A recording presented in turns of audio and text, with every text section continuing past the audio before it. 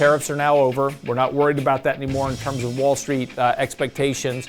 We're now starting to ratchet up earnings expectations for stocks.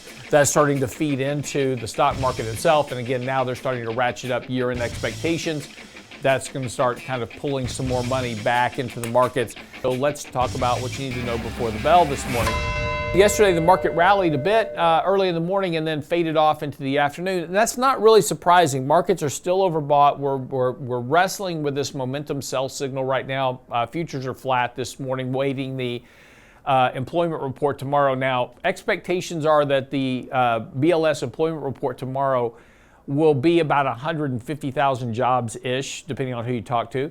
That's certainly weaker than what we've seen in previous jobs reports. So we are seeing a slowing trend of employment data that kind of goes along with all these latest employment reports. But as I said, ADP was extremely weak yesterday. Only 35,000 jobs were created, according to ADP. Now, there's not been a lot of correlation in recent years between ADP and the Bureau of Labor Statistics on their non-farm report. It used to be a much higher correlation. You could almost calculate it. That's not been the case in recent years. So there's no guarantee that tomorrow the employment report will be really weak, but expectations are that it'll be fairly weak. And if that is the case, we could actually see markets, perform a little bit better on that, on the increased expectation that the Fed will cut rates sooner than later. So again, kind of all eyes right now. I wouldn't expect a lot out of the market today, only because everybody's kind of anticipating, tomorrow's employment report. So tomorrow could be a fairly big day in the market, depending on whether or not the employment report is really strong, which would push out rate cut hopes. That would probably cause the market to sell off a bit in the morning.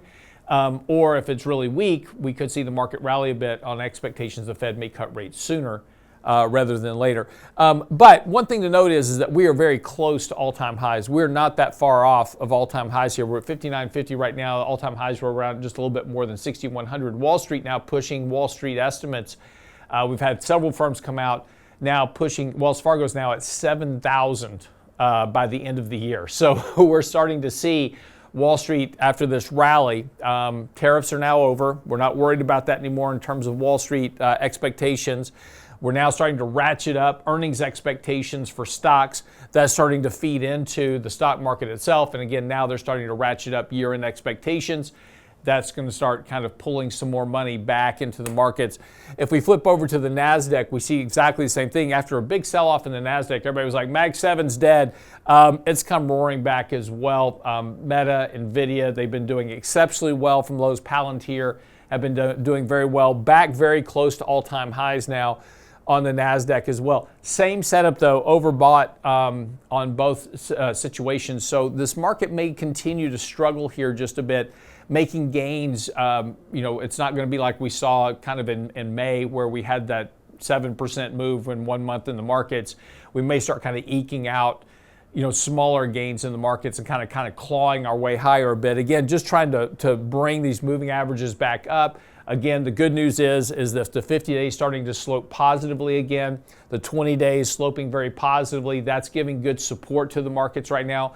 Money flows are positive. There's really no reason to be really negative on the markets. And if we flip some of these over to a weekly basis and kind of look at a longer term picture, we're starting to see these indicators that we look at typically on a weekly basis starting to turn positive as well. And again, we've now got a buy signal on a momentum basis on a weekly basis. So after this big sell-off, you've now flipped back over onto a weekly buy signal. So that's all giving support to the markets now. And again, the expectation for another retracement to lows is very, very low.